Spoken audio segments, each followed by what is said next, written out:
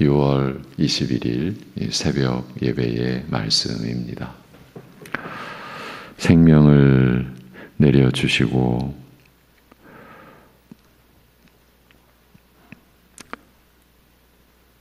잃었던 그 생명을 새 생명으로 영원한 생명으로 인쳐주신 우리 아버지 하나님, 이 모든 우리를 향하신 거룩한 뜻을 아들 안에서 성취하시고 성령을 보내주셔서 그 은혜를 우리에게 입혀주신 하나님의 열심과 사랑으로 오늘을 우리가 살아갈 때에 모든 일에서 하나님의 은혜를 기억하는 우리들이 되게 하여 주옵시고, 그래서 우리의 모든 짐을 져주시는 하나님께 우리에게 일어나는 모든 근심 염려를 다 맡겨드리고 우리를 돌보아 주시는 하나님을 의지하여 사는 이 주간 오늘 되게 하여 주시옵소서.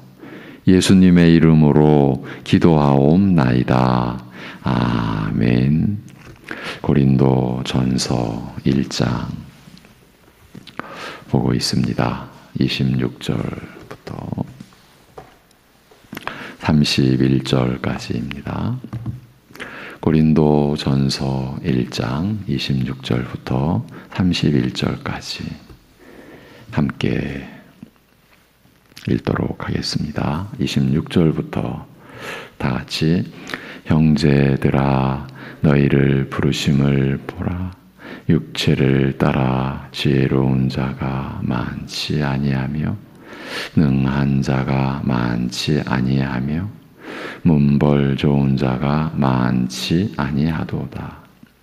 그러나 하나님께서 세상에 미련한 것들을 택하사 지혜 있는 자들을 부끄럽게 하려 하시고 세상에 약한 것들을 택하사 강한 것들을 부끄럽게 하려 하시며 하나님께서 세상에 천한 것들과 멸시받는 것들과 없는 것들을 택하사 있는 것들을 패하려 하시나니 이는 아무 육체도 하나님 앞에서 자랑하지 못하게 하려 하심이라.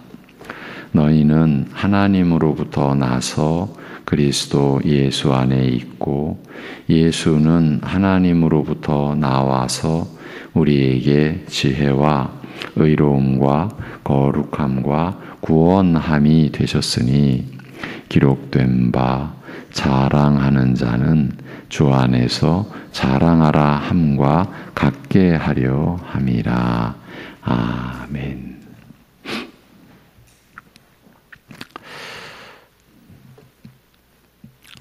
우리는 하나님의 은혜라고 하는 이 고백, 이 말을 수도 없이 하며 살고 있지만 사실은 하나님의 은혜라고 하는 말이 무슨 뜻인지 모른 채로 사용하며 살아왔는지도 모릅니다. 그런 것 같습니다. 여전히 자신이 하나님 앞에서 뭔가를 한다라고 여기고 그에 따른 결과에 대한 뭔가를 기대하고 있으니까요. 하나님의 은혜라고 할 때는 자신은 한 것이 없다라고 여기는 것입니다. 자신이 한 것도 있고 하나님도 도와주셨으니 하나님의 은혜라고 하는 것은 이건 겸손해서가 아닙니다. 자신도 했고 하나님도 함께 하셨고 그래서 도와주셨고 그래서 하나님의 은혜라 이렇게 할 때 겸손한 심령에서 나오는 그런 고백이 아니라는 겁니다. 하나님의 은혜가 뭔지를 몰라서 그러는 것입니다. 그러니까 무슨 일을 해놓고 또 어떤 어려운 과정을 겪어놓고 하나님의 은혜라고 할 때는 그야말로 전적으로 하나님의 은혜다. 하나님의 도우심이다. 하나님의 역사다. 그런 고백입니다. 자신은 한 것이 없습니다. 아니, 자신은 할 수 없었습니다. 이런 고백입니다. 하나님이 아니시면 이 환란의 이 터널을 헤쳐나올 수가 없었습니다. 이런 고백입니다. 웬만큼 저도 했고, 그리고 이런 의식은 드러내지는 그렇게 않는다고 할지라도 내 마음 저 속에 그래도 내가 뭔가 한 것이 있지. 이거 움켜쥐고 그래놓고서는 하나님의 전적인 은혜입니다라고 할 때 우리는 스스로 속는 거고 거짓말하는 거라는 겁니다. 외적으로는 자신이 감당했고 자신이 한 일이 분명한데도 자신이 하지 않았다고, 내가 한 일이 아니라고, 오직 나와 함께 하신 하나님의 은혜라고 하는 고백이란 말입니다. 분명히 자신이 이렇게 알고 이렇게 믿을 수 있어야 하나님의 은혜에 우리가 들어와 있는 거고, 그 하나님의 은혜를 우리가 바로 깨닫고 있는 것이다라고 할 수 있는 것입니다. 바로 이 내용을 지난주 중점적으로 다뤘습니다. 참 우리가 신앙생활 해온 횟수만큼 하나님의 은혜를 찬송하며 왔지만 하나님의 은혜에 대한 개념조차도 우리는 헷갈리고 있는 그런 이제 상황을 또 짚어본 겁니다. 짚어드린 겁니다. 이건 제 자신도 예외가 아닙니다. 여러분과 이렇게 말씀을 나누는 것, 이 전적인 하나님의 은혜입니다. 은혜여야 합니다. 이제 본문과 연결해서 앞에서 제시했던 내용과 다시 좀 이어보겠습니다. 십자가에 못 박힌 그리스도를 하나님의 능력이요 지혜로 믿는 것이,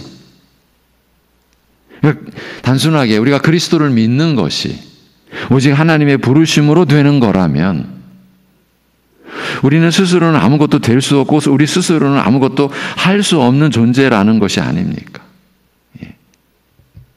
그러니까 우리도 웬만큼은 할 수 있는데, 나아올 수 있는데 하나님 앞에 우리 스스로도 예수님이 우리를 구원하신 하나님의 지혜와 능력이라는 걸 우리가 웬만큼 우리가 또 알 수 있는데 명확하지 않는 거를 하나님이 불러주셔서 확실하게 했다.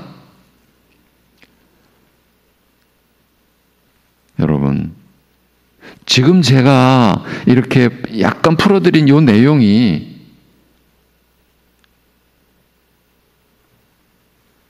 교회사 속에서 일어난 알미니안주의자들의 주장이 그런 거예요.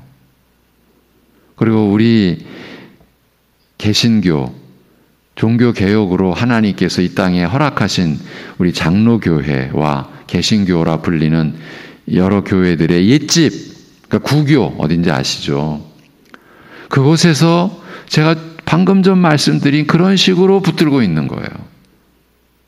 그래서 그 안에 공로주의라고 하는 것이 교묘하게 자기 자리를 차지하고 있는 거예요. 그것이 지금 우리에게도 그대로 전해지고 있는 거예요.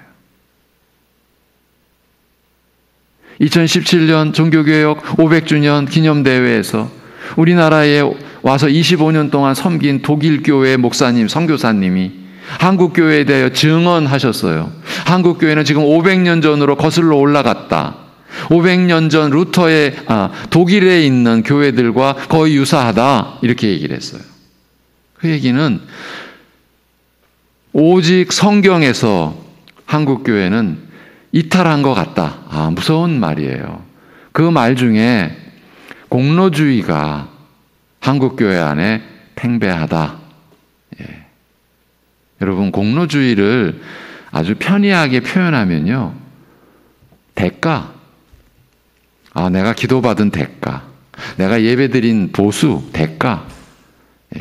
그 공로라는 말을 그렇게 굉장히 큰 개념으로가 아니라 이렇게 단순하게 적용시킬 수 있어요. 우리는 그런 시대의 교회를 우리가 지금 참여하고 있는 거예요. 그래서 여러분 한 분 한 분이, 이 말씀에 참여하는 여러분 한 분 한 분이 하나님의 은혜를 구하고 교회와 자신을 위해서 우리가 말씀을 벗어나지 않게 인도해 달라고 구하셔야 돼요. 그냥 같이 가는 거니까 건성건성 우리 예수 믿고 있으니까. 근데 그 내용은 예수 믿는 게 아닌 거예요. 방금 말씀드린 대로 나도 웬만큼 그리스도를 알 수 있는데 이게 좀 부족하니까 하나님이 나를 부르셔서 확정지었다. 이런 식으로 우리가 하나님의 말씀을 볼 때 그것은 성경을 우리에게 주신 하나님의 뜻대로 보는 게 아니고 그냥 우리 위주로, 우리 주관으로 보는 거예요. 그것은 하나님과 관계가 없는 거예요. 그거를 우리가 두려워해야 되는 거예요. 기록된 말씀 밖으로 넘어가서는 안 되고 우리가 오직 진리만을 위할 뿐이고 진리를 거스려서 우리가 아무것도 할 수 없다. 방금 제가 말씀드린 이 고린도전서 4장, 고린도 후서 13장에 있는 이 두 구절이 우리 이 개혁교회라 하는 우리 장로교회가 붙드는 말씀의 핵심적인 구절들이에요. 그것은 여러분 한 분 한 분의 그리스도인이라 신자라 이렇게 불리시는 여러분 한 분 한 분의 중심이어야 되는 거예요. 이 신앙 고백 속에서 우리가 서야 되고 살아가야 되는 거죠. 그러니까 이 말씀에서는 대충 이런 이식이 있으면 안 되는 거예요. 우리가 할 수 있는 한 우리에게 깨달아진 말씀은 분명하게 붙잡아야 돼요. 그리고 아직 못 깨달아지는 말씀은 하나님께 은혜를 구해야 돼요. 믿어지고 깨달아지게 해달라고. 그러니까 대충 그렇게 되면은 이제 타협이라는 거예요. 타협. 그렇게 되면요 우리에게 무서운 일이 일어나는 거예요. 구약의 이스라엘의 역사를 우리가 돌아보고 돌아봐야 돼요. 이렇게 오직 하나님의 부르심으로 되는 거라면 이것이 우리의 고백이에요. 우리의 신앙이에요. 오직 하나님의 부르심으로 우리가 그리스도께서 십자가에 못 박히신 그리스도께서 우리를 구원하신 하나님의 지혜요 능력이다. 이렇게 오직 하나님의 부르심으로 우리가 이 믿음에 거한다면 우리는 스스로는 아무것도 될 수 없고 우리 스스로는 아무것도 할 수 없는 존재라는 것. 하나님 앞에서 말입니다. 바로 이 점을 성경 전체가 증언하고 또 가르치고 있다라고 했습니다. 그러니까 이렇게 우리 자신을 볼 수 있도록 하시는 것이라고, 즉 이렇게 우리 자신을 볼 수 있어야 한다라고 했어요. 성경 전체에서. 이거를 우리가 여러 날 지금 확인해 오고 있는 거예요. 잠깐 한 가지만 덧붙이고 오면 그럼에도 성경에서 우리에게 이렇게 해라 저렇게 해라 많은 명령과 권고의 말씀이 올 때 우리는 그런 하나님의 은혜에 참여토록 하신 거예요. 우리로 하여금.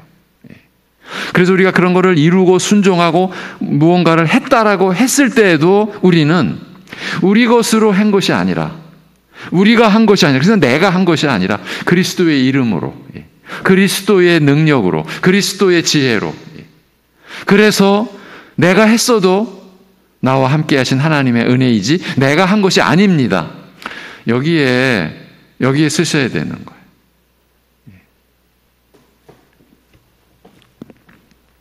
그래서 이런 내용만을 가지고도 어느 정도는 우리 자신을 돌아볼 수 있다라고 했죠. 먼저는 우리 자신을 내세운다는 것이 얼마나 어리석은 일이냐라고 했습니다. 부르심이 아니었으면 우리는 그저 썩는 냄새 풍기는 죄인일 뿐이었으니까요. 여러분, 이 세상에 하나님 부정하고 예수님 거부하고 믿지 않으면서도 얼마나 신사들, 얼마나 숙녀들 많습니까? 이제 우리는 그분들을 야, 멋있는 신사야, 아름다운 숙녀야. 우리는 그렇게 그분들을 보면 안 되죠. 우리는 어떻게 봐야 됩니까?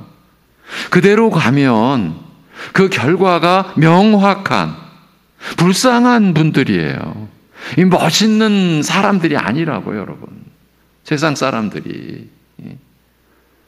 우리를 놓고 얘기하면 하나님의 부르심이 아니었으면 그야말로 썩는 냄새 풍기는, 왜? 죄로 부패한 존재니까. 그런 죄인일 뿐이었으니까요. 지금 그분들도 그런 거예요. 그러니 어떻게 자신을 드러내고 내세울 수가 있겠습니까? 또한 우리가 스스로 무엇을 할 수 있겠습니까? 부르심이 아니었으면 우리는 그저 사망의 저주 안을 헤집고 다니고 있지 않았겠습니까? 그런데 어떻게 스스로 뭔가를 해낼 수 있는 것처럼 행세하겠느냐라고 하면서 이런 내용이 우리 자신을 확인하게 해주는 진리요. 이런 말씀으로 우리 자신을 들여다보게 해주는 것이야말로 하나님의 은혜라고 했던 것입니다. 우리가 하나님의 빛을 비추면서 하나님을 알아가면서 그래서 이제 겨우 우리 자신을 이제 제대로 보기 시작하는 거예요. 그래서 하나님을 아는 지식, 우리를 아는 지식이 성경이 우리에게 주어진 하나님의 목적인 거예요. 때로는요, 이런 경우도 있어요. 그럴 만한 자리라고 판단이 되어서 자신을 내세우는 경우가 있을 수 있어요. 충분히 그럴 만한 자리이니까 자신을 드러내서 자신을 세웠다라는 겁니다. 그런데 그런 경우에도 사실은 하나님 앞에서 자신을 내세우고 있는 것이 아니겠느냐라고 했어요. 앞에서 이런 사항도 정리하고 왔습니다. 그러니 어떤 경우에서든지 설령 그럴 만한 자리라고 해서 자신을 세우고 교만을 부리는 것은 지금 우리가 나누고 있는 이 진리의 내용에 대해서 무지한 소치라고 할 수 있는 것입니다. 혹시 억울하다라고 여겨지십니까? 자신은 하나님에 관해서는 일체 생각지도 않은 상태에서 누가 봐도 자신을 좀 내세워야 하는 자리이니까 그렇게 했는데 어떻게 그런 경우마저도 하나님 앞에서 자신을 세우고 교만을 부렸다는 것인지 그건 좀 너무한 처사라고 항변하시겠습니까? 우리가 살아가는 이치를 또 이런 면에서 우리는 돌아보고 기억하고 있으셔야 합니다. 여러분이 지금까지 하나님의 말씀을 받아오신 내용 가운데 이런 얘기도 다 이미 들어 있었습니다. 우리가 사람과의 관계로 사는 것이 곧 하나님과의 관계 안에서 살아가는 것이라는 점을요.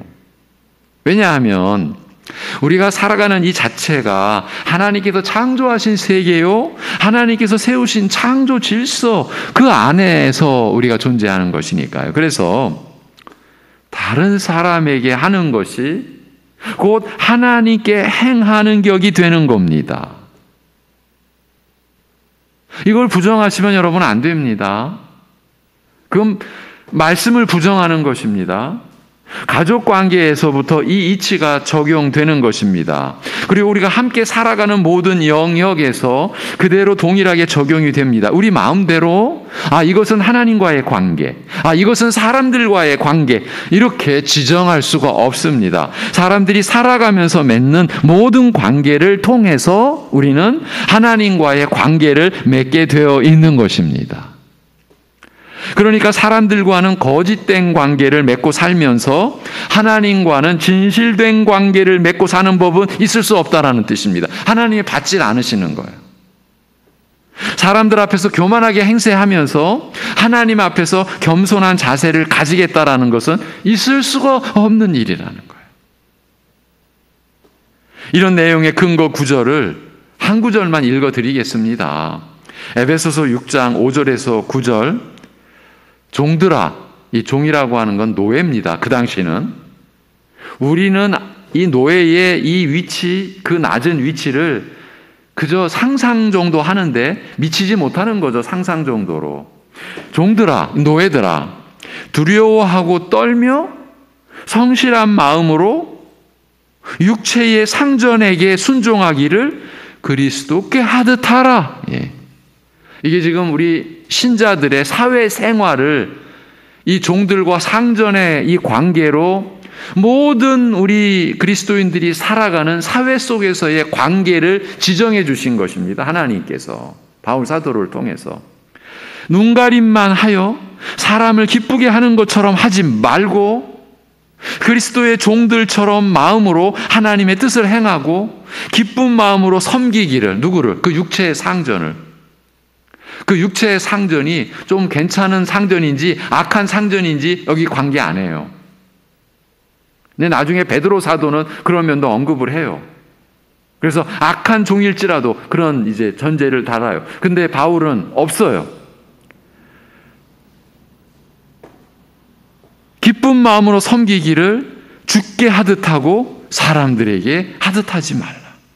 이는 각 사람이 무슨 선을 행하든지 종이나 자유인이나 주께로부터 그대로 받을 줄을 알미라. 상전들아. 종들에 대한 이야기는 길어요. 근데 상전들에 대한 얘기는 짧아요. 상전들아, 너희도 그들에게 이와 같이 위협을 그치라.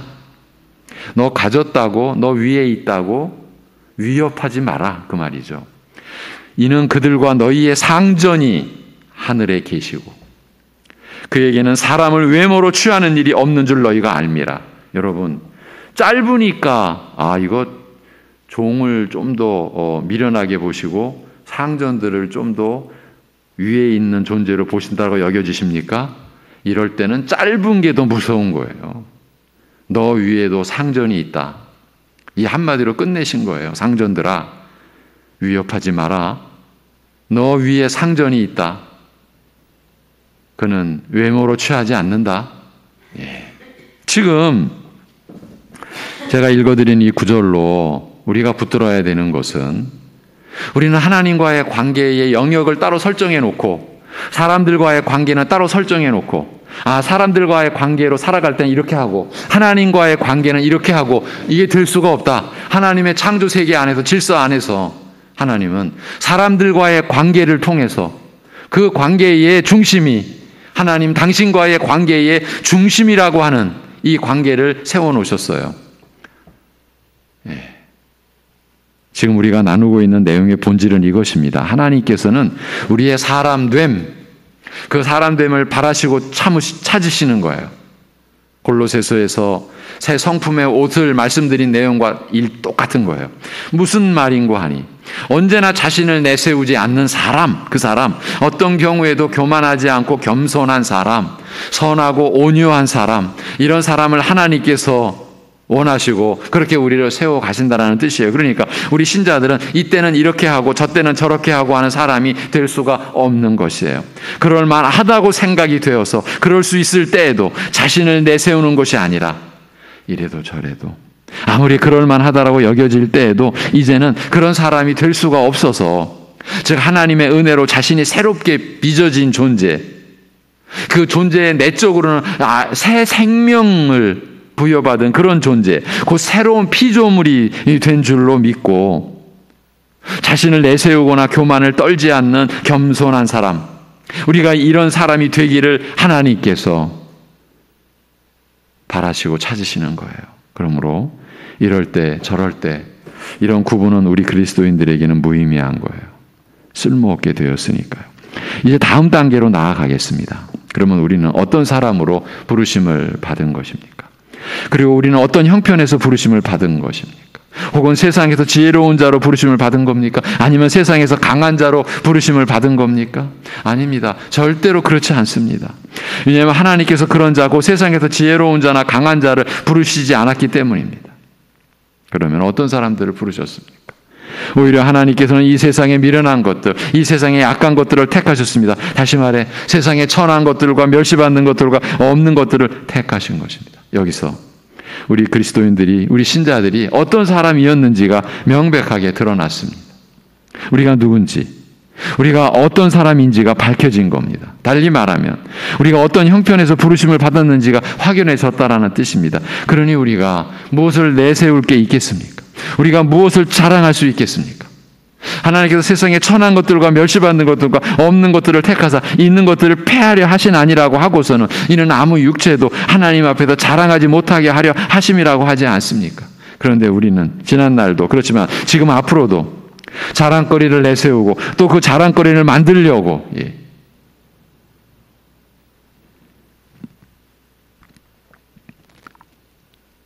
그러려고 살고 그러려고 신앙생활을 하고 있지는 않은지 모르겠습니다. 만약에 이것이 사실이라면 우리에게 있어서 결정적인 문제가 무엇이겠습니까? 다른 이들과 다른 특별한 뭔가가 있어서 부르심을 받았다라고 여긴다라는 점입니다. 선택받을 만한 무언가가 있었다라는 얘기입니다. 그래서 하나님께서 택하시고 부르셨다라는 것입니다. 그러니까 예전의 것도 현재와 내일의 것까지도 다 자신을 드러낼 그 뭔가로 채우려고 그래서 기도하고 예배드리고 일도 봉사도 하는 것 아니겠습니까? 자신에게는 선택받을 만한 무언가가 있었다는 그 사실을 스스로 입증해내야 할 테니까요. 그것을 어떻게 증명하겠습니까? 자신을 드러내는 일이죠. 자랑거리를 제시하는 것이죠. 남달리 말입니다. 달리 뭐가 있겠습니까? 이제 우리는 조심스럽게 가능한 한 깊이 생각하며 정리를 해야 하겠습니다. 혹여나 택함 받을 만한 게 자신에게 있었다고 여기는 상태라면 그 어떤 것을 해왔다고 하더라도 하나님 앞에서 신앙생활을 한 것은 아닙니다. 자신의 종교 생활을 누렸을 뿐입니다. 외인과 아니 하나님과는 하나님의 말씀과는 아무 상관이 없으니까요. 오늘 본문의 말씀과 그 본인은 어떤 관련성도 없으니까요. 그렇지 않습니까? 자신은 천하지도 않고 멸시받는 처지도 아니고 원하는 대로는 아니래도 아무것도 없는 처지는 아니라고 여기는 상태이니까요. 그런데도 택함받아 부르심을 받았다라고 할 수 있겠습니까? 본인 자신이 아무리 자기는 부르심을 받았다고 고집 부려도 말씀과 빗나간 자리에 있으니 하나님과는 무관한 사람인 겁니다. 그런 처지에서 그가 어떤 직분이든지 어떤 열심으로 교회를 섬겨왔든지 안타깝게 짝이 없지만 십자가에 못 박힌 그리스도와는 어떤 관련도 없는 아무 관계도 아닌 사람인 것입니다. 그렇다면 세상에 미련한 것들, 세상에 약한 것들, 세상에 천한 것들과 멸시받는 것들과 없는 것들 이런 면면이 우리 자신과 어떻게 연관되는지를 살피는 게 중요해졌습니다. 하나님께서 이런 자들을 택하셨다라고 하셨습니다. 그런데 우리 자신은 그 택함받은 은혜를 입었다고 믿고 있습니다. 그러니 우리는 앞에서 언급된 그런 자들이었던 것이 틀림이 없습니다. 우리가 우리 자신을 알고 있었던 것과 상관없이 말입니다. 우리는 세상에 미련한 것들이었습니다. 우리는 세상에 약한 것들이었습니다. 우리는 세상에 천한 것들이었고 멸시받는 것들이었고 없는 것들이었습니다. 그러면 우리가 이 사실을 받아들이고 인정하는 근거는 무엇입니까? 그것은 오직 오늘 본문의 말씀, 곧 하나님의 말씀입니다. 하나님의 말씀을 근거로 해서 우리는 우리 자신을 이렇게 확인하고 있습니다. 확인했습니다. 잊었던 본래의 자신을 되찾고 있습니다. 여러분, 우리가 이런 고백을 나누는 가운데도요, 우리 안에는 내가 그렇게 천했나? 내가 그렇게 멸시받고 있었나? 내가 그렇게 없는 존재였나? 여러분, 솔직히 그런 의문을 근본적으로 우리 속에서 뿜어내고 있지 않습니까? 그게 우리의 솔직한 심정 아닙니까? 이 얘기를 달리 우리가 표현하면 우리는 아직도요, 죄의 그 본체를 아직도 우리가 제대로 파악 못한 그 증거죠. 전적으로 타락했다. 이 글자가 머릿속에 있을 뿐이지, 전적으로 타락했다? 전적으로 부패했다? 전적으로 무능력해졌다? 이게 못 미치는 거예요. 그것은 본래 우리가 그러했기 때문에도 그렇지만 우리가 살아오면서 교회 안에서조차도 진리보다는 거짓 것이 우리를 짓누르고 우리를 지배했던 그 거짓 것이 너무 많으니까 어제도 제가 좀 격하게 제가 여러분들 앞에서 1, 2, 3부 공통적으로 제가 격하게 여러분에게 제시했던 게 뭡니까? 무엇을 하든지 다 하나님의 영광을 위하여 하라라고 했을 때 무엇을 하든지 다 속에 들어가 있는 절대 개념은 뭡니까? 하나님의 영광을 위한 자리가 따로 있지 않고 하나님의 영광을 위한 어떤 직분이 따로 있지 않고 하나님의 영광을 위한 일은 따로 있지 않다라고 하는 하나님의 말씀인데 우리는 어떤 거짓 것에 지배를 당해왔습니까? 어처구니 없게도 대표적으로 세상에서 잘 돼야 하나님께 영광이지. 세상에서 잘 안 되면이라는 거 다 아시죠? 설명 필요 없죠? 세상에서 잘 안 되면 하나님께 영광을 돌리고 자시고 할 것도 없이 그렇습니까? 그래서 우리가 복된 신앙생활이 아니라 불행한 신앙생활을 한 경우가 얼마나 많은지 위축되고 찌그러들고 쭈그려들고 그래서 예배드리러 와서도 찬양하면서도 저 마음 깊은 곳에서는 나 같은 게 무슨 하나님께 영광을 돌린다고 우리 스스로가 하나님의 말씀과는 아무 상관없이 그 누가 거짓된 누가 외친 그 소리에. 예. 그래서 세상에서 잘 되는 게 복 받는 거라고. 여러분, 세상이 어떤 곳인데 우리는 그 세상에서 건짐을 받아야 구원받아요. 이 약한 세대에서 우리를 건지시려고. 그래서 아들을 보내서 아들을 죽이시기까지 하셨는데 우리는 그 세상에서 잘 된다라는 게 뭔데, 그 잘 돼야 하나님께 영광이라고 하는 너무나 앞뒤 안 맞고 너무나 그런데 이 기초적인 거짓에 우리가 얼마나 속해 있었고 얼마나 당했고 얼마나 참 그것 때문에 신음하고 교회 안에서 서로 견주고 비교하고 시기하고 질투하고 못된 짓 하고 서로 욕하고 잘 되면 자랑질하고 안 되면은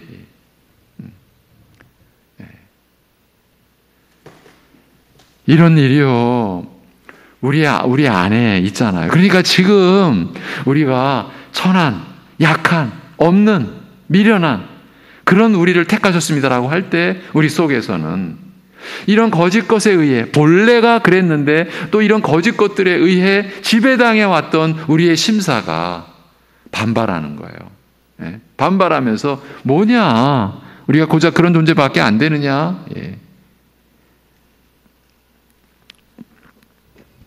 그래서 말씀이 우리를 살리는 거예요. 오직 오늘 본문의 말씀, 곧 하나님의 말씀을 근거해서 우리 자신을 찾는 거예요. 우리 자신을 보는 거예요.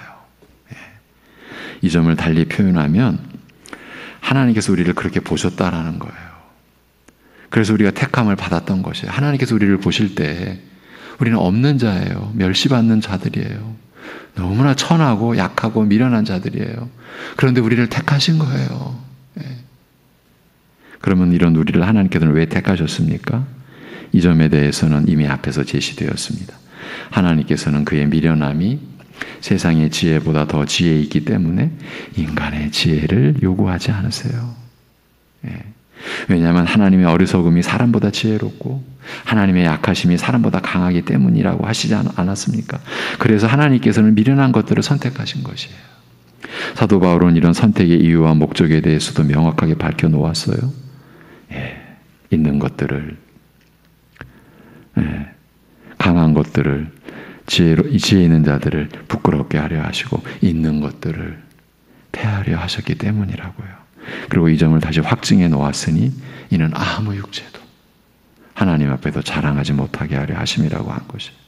그러니까 우리가 하나님의 은혜입니다라고 고백하고 찬송할 때는요, 그 안에 자기 거를 드러낼 게 아무것도 없어야 되는 거예요. 지금 자기 거를 드러낼 거로 충만해 있으면서 야 하나님의 은혜입니다. 그건 뭐냐면 자기를 드러낼 거를 이렇게 가득하게 해주셨으니 이것이 하나님의 은혜라고 말할 때 우리는 지금 아무것도 모르고 있는 거예요. 자기를 드러낸다라는 것도 어떤 지금 입장인지 그것도 모르고 하나님의 은혜에 대해서도 이거는 완전히 그냥 뒤죽박죽 만들어 놓은 거예요. 그런데 우리는 그야말로 세상에서 잘 돼가지고 자랑할 게 많아갖고 지금 막 드러내면서 야 이게 하나님의 은혜라고 할 때 그걸 부러워했잖아요. 그걸 부러워했잖아요. 나는 왜 저런 자리에 저런 신세가 안 되나. 이거를 우리가 한 말씀에 의해서 바로 잡아가지 않으면요, 우리는 점점 더 어려운 상태로 갑니다. 말씀의 기근, 그 무서운 그 기근의 상태로 들어가는 거예요. 영적 기근.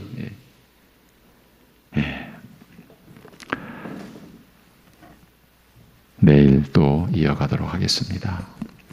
하나님 아버지, 우리를 붙잡아 주옵소서. 우리를 하나님의 말씀 위에 세워주시고 하나님의 말씀 안에서 하나님의 우리를 향하신 그 뜻과 그리고 하나님의 그 선하심을 볼 수 있게 하시고, 그러기에 우리 자신을 하나님이 우리를 보신 대로, 그래서 말씀에 기록해서 우리에게 보여주신 그대로 우리 자신을 받아들이고 인정하고, 그래서 우리가 하나님 없이는, 하나님의 은혜 아니면 우리는 절대로 있을 수 없고 살아갈 수 없다라고 하는 그 고백으로, 그래서 그렇기 때문에 우리가 진심으로 하나님을 찬송하고 하나님의 이름을 높이고 하나님의 이름을 붙들는 그 중심으로.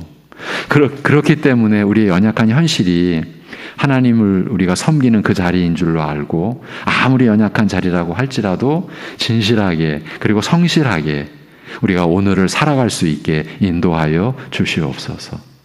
그리고 그 살아가는 모습이 내 생명이 아니라 하나님의 그 주신 생명으로 우리가 살아가기에 너무 기쁘고, 그래서 거기서 관계하는 여러 가지 사람들과의 관계를 통해서 우리가 하나님을 섬기는 것이니, 아무리 작게 보이는 사람과의 관계에서도 우리가 마음을 다하여 성실하게 서로 섬기고, 그것이 우리의 기쁨이 되고, 그것이 우리에게 참 용기를 주고, 우리가 이 세상에 속한 자가 아니요 하늘에 속한 신분에 하나님의 사람으로서 살아가는 그러한 확신과 그러한 믿음으로 오늘을 살아갈 수 있게 인도하여 주시옵소서. 모든 것 주님께 의탁하오며 우리 주 예수 그리스도의 이름으로 기도하옵나이다. 아멘.